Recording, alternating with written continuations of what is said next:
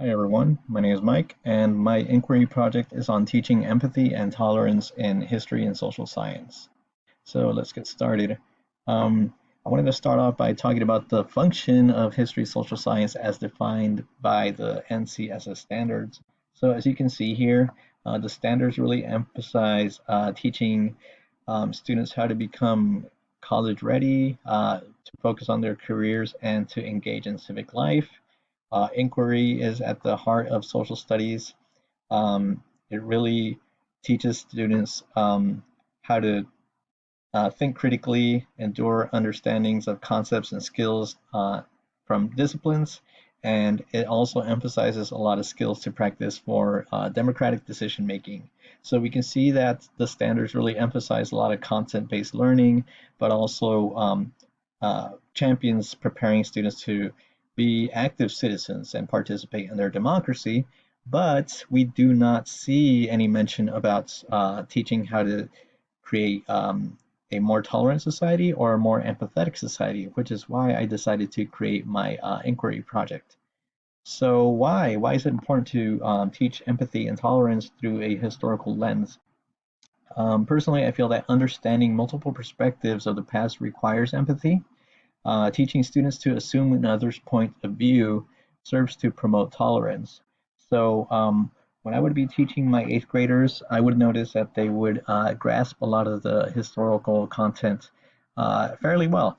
So they understand what happened, why it happened, and things like that. But they never really came away with having that personal connection or that understanding of like, wow, these people existed and um, how that really affected the people at the time and also people in current times. So I feel that helping students to develop that empathetic lens will be at the forefront of teaching students to challenge their own beliefs and also promotes critical thinking. So it also develops their social emotional learning and provides students with the tools to think historically.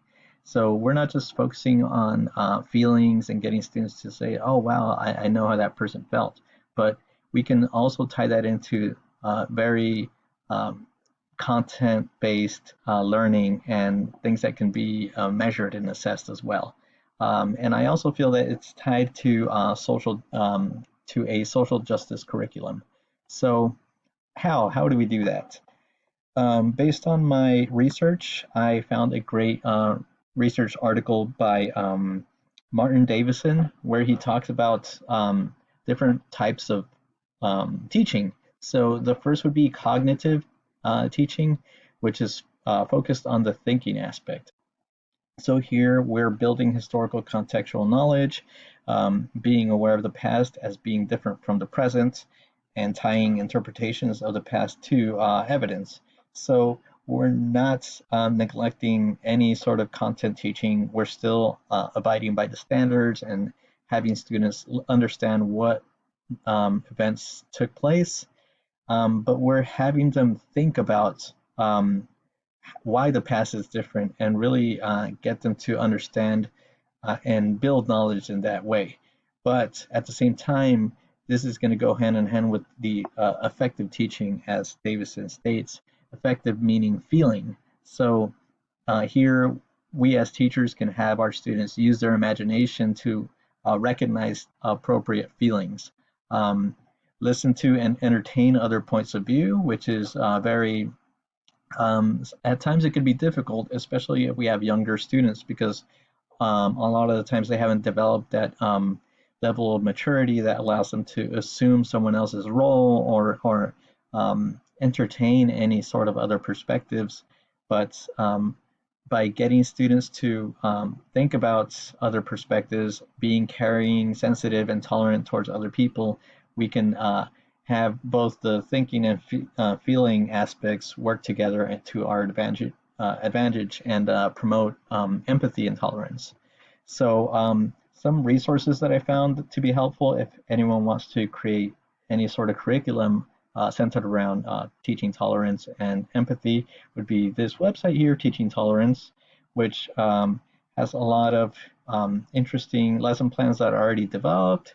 They have questions that we can use. Here you see essential questions, materials, and really just kind of emphasizes how we can use these important tools to promote this level of thinking for all of our students. So I felt that that was a really helpful resource for me as I started to develop my inquiry project, and I would encourage anyone who is interested to check them out. There's also a site called Facing History, and another one called, well, the one that I used was Teaching Historical Empathy by Martin Davison, which I thought was very good.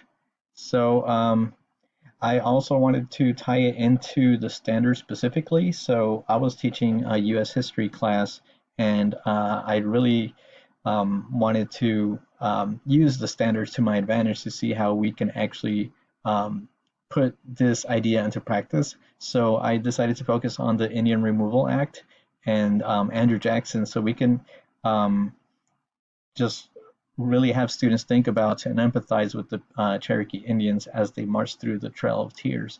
So how does this look? So the cognitive aspect would be satisfied by having students um, historical content knowledge built through document reading, so they can read Andrew Jackson's speech on Indian removal, and you can also juxtapose that to another contrasting speech, such as John John Ross's speech, and that way we're building background knowledge and content knowledge at the same time, so we're satisfying the thinking aspect. And for the affective or feeling aspect, I was going to have my students watch a video on the Trail of Tears, which was, uh, it showed a depiction or a reenactment of the Cherokee natives and how they lived, what they went through. That way students can visualize what the events are the type of effect that these events are having on the natives, and also reading firsthand accounts on the Cherokee people and also the American soldiers who witnessed the removal. So I found a great site that actually has letters written by both sides, and they're speaking about just the pain and the just questioning why it was even happening, like in disbelief. And I feel like seeing and hearing one's own words who actually went through it really serves to drive the lesson home and have students think about these as actual real people and not just, like I said, facts and dates to memorize. So hopefully the outcome would be to have students be able to read multiple perspectives and empathize with both content, as well as provide an opportunity for them to step inside someone's shoes and think about those who were directly affected. So here is a resource that I developed.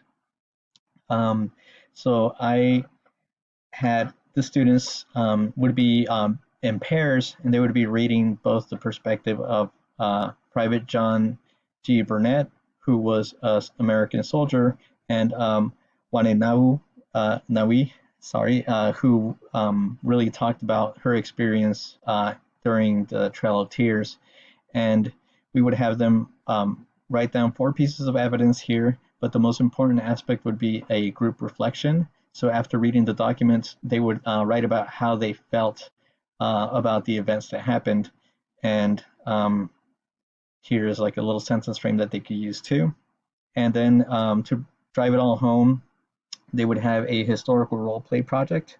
So here students would be expected to write a letter.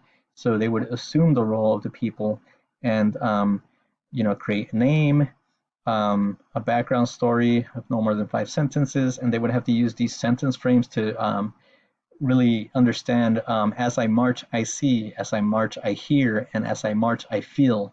This really gets students to,